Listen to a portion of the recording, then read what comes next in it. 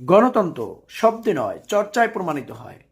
মুখে মুখে গণতন্ত্রের কথা বললে হবে না, চর্চায় প্রমাণিত করতে হবে। গণতন্ত্র চর্চা করতে হবে যে আসলে গণতন্ত্রে কি বলা হয়েছে, গণতন্ত্রে কাকে বেশি প্রাধান্য দেওয়া হয়েছে, গণতন্ত্র কি জনগণের কথা বলে কিনা। এই যে গণতন্ত্রের কথা আমরা মুখে মুখে বলি, গণতন্ত্র চাই, আমরা গণতান্ত্রিক বাংলাদেশ চাই, আসলে মুখে মুখে বললে তো হবে না। গণতন্ত্র নিয়ে বিস্তারভাবে আমাকে চিন্তা করতে হবে। গণতন্ত্র কি আসলে, এটা এই প্রক্রিয়াটা কি, এই প্রক্রিয়ায় জনগণকে কিভাবে প্রাধান্য দেওয়া হয় সেটা নিয়ে আমাদেরকে চর্চা করতে হবে, প্রতিনিয়ত চর্চা করতে হবে। আমরা গণতন্ত্র সম্পর্কে কিছুই জানি না, অথচ বলি যে গণতন্ত্র, শব্দে বলি যে গণতন্ত্র চাই, গণতন্ত্র ফিরিয়ে আনতে চাই।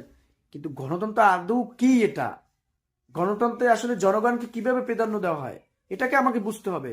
যে গণতন্ত্র এবং জনগণ একে অপরের সাথে পরিপূরক কিনা, এটাই যদি আমি না জানি, এই গণতন্ত্র নিয়ে যদি আমি চর্চাই না করি, শুধু মুখে মুখে শব্দে শব্দে যদি বলি গণতন্ত্র গণতন্ত্র, তাহলে হবে না। তাই গণতন্ত্র শব্দে নয়, চর্চায় প্রমাণিত হয়।